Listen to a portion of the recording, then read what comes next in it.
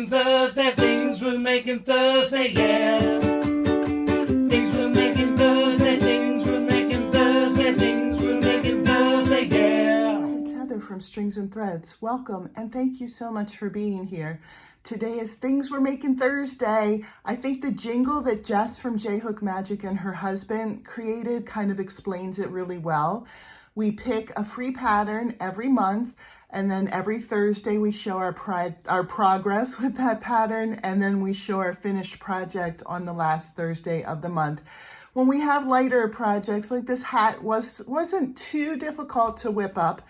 And like for me, when we did Gary the Giraffe, I love that pattern, so I was able to make a bunch of them. Sometimes we'll have more than one to show by the end. So that's my case this week. When I did it the first week, I used the white raffia yarn to make this bucket hat. By the way, this month's project is a bucket hat, and I have the pattern listed in the description below. I have the patterns for all of the projects that we've done all year. So if you're either not interested in this project or you did one and you're like, I don't want another hat, you can go back and look at previous projects and see if you'd want to try that for the rest of the month or for a different month. They're all available to you, and all of the patterns are free that we pick. So this month was a bucket hat. And so the first week I made it with the white raffia yarn, and I don't have it to show because it ended up being really floppy. I followed the directions and I blocked it, which I wish I wouldn't have blocked it. I think it probably would have been better if I didn't block it. But I kind of looked like Little Miss Muffet with like a flowy bottom of my hat there. And so the next week I had two types of raffia yarn. I had one in brown and one in white. So I held two strands together and I made this one. And I followed the directions sort of, but the way that I was crocheting it up, it ended up being way small for me. So I had to add some extra rounds, and I didn't go as flared at the bottom. And I'm really, really happy with how this hat turned out. It's very stiff, it holds its shape, and it fits me. I like it a lot. So so for this week, I had enough my raffia yarn left over that I could do it in stripes. I didn't have enough of one of the colors to do it. So this is not double-stranded, but I took some advice from Crystal from Hoot That Yarn. And if you don't know her, go and check her out. She's in the description along with all the other participants. But Crystal from the Hoot That Yarn, she knows her stuff when it comes to crochet. She knows all these tips and things that I never even heard of, and they're perfect.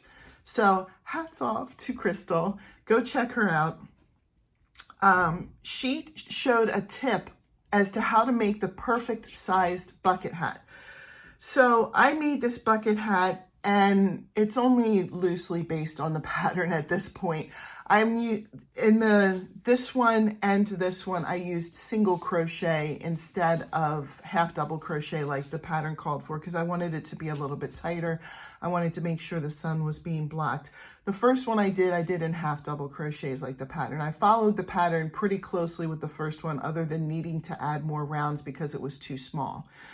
So her advice, and I'll show you, this is not me, but I made it exactly to her advice, and I love the way this hat fits. So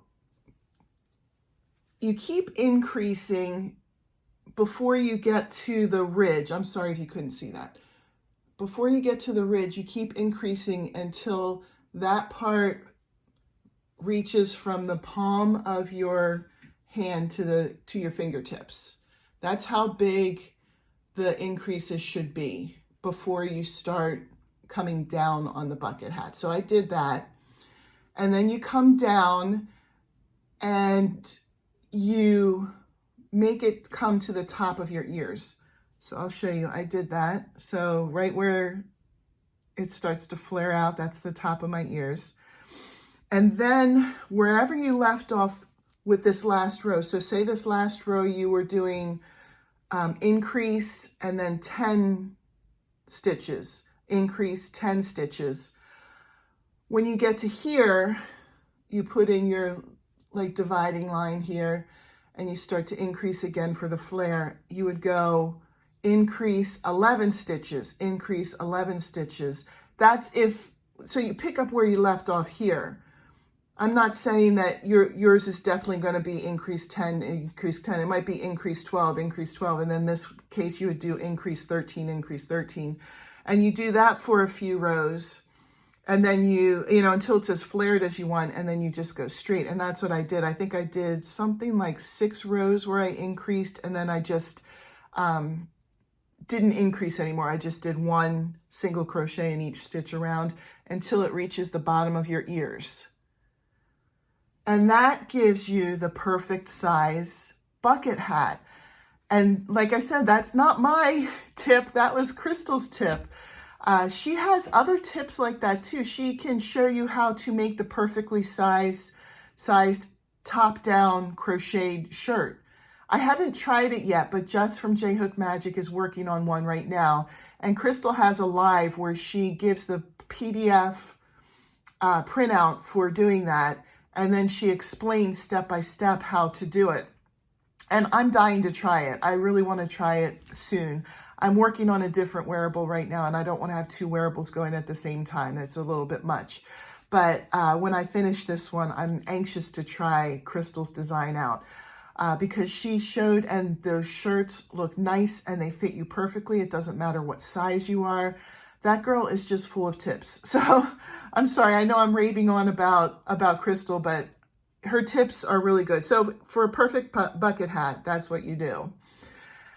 And so if you'd like to be part of this Things We're Making Thursday, you can take part in any way that you would like. If you'd like to post videos as a content creator, just shoot me an email and I'll add you to our list, and I'll make sure that everybody knows you're a part of our group. And then you can be listed in the description of everybody who's participating. And then you could show your stuff every Thursday. If you don't want to post content, but you still want to have that group feel, we have a Facebook page that Jenna from Jenna's Stitches created.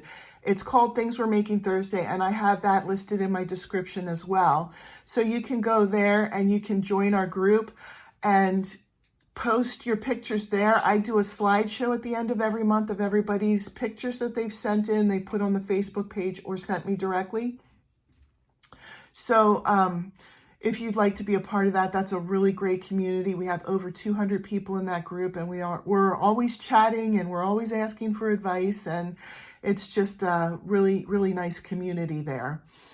And if you just want to send one of us, any of us, me or any of the other content creators, pictures to put in their videos, we're happy to do that as well. So there's lots of ways that you can participate if you're interested in this. And it's also a very casual group. We don't have rules where you're expected to do this, this, or this. If you want to participate this month, but you're not able to for any reason the following month, that's fine. We keep all of the content creators' names listed in our description, even if they need to take a month off, just because if they want to pop back in, then we could pop back in. It's less to keep track of too. If I'm like, oh, who's in this month and who's out this month. And so if you're on the group, you're in the group until this group is done. So, feel free to join us and join in the fun. I have learned a lot through doing this Things We're Making Thursday. I've met a lot of really great people, and I've gotten some really, really good advice, and I've tried projects that I probably would not have otherwise tried, and liked some of them, not liked some of them, learned new techniques, all those kind of things.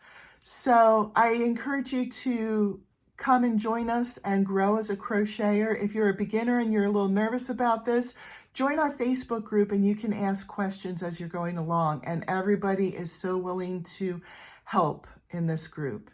So I hope everybody has a great day. Thank you for joining in and watching this video, and I'll see you in my next video. Bye.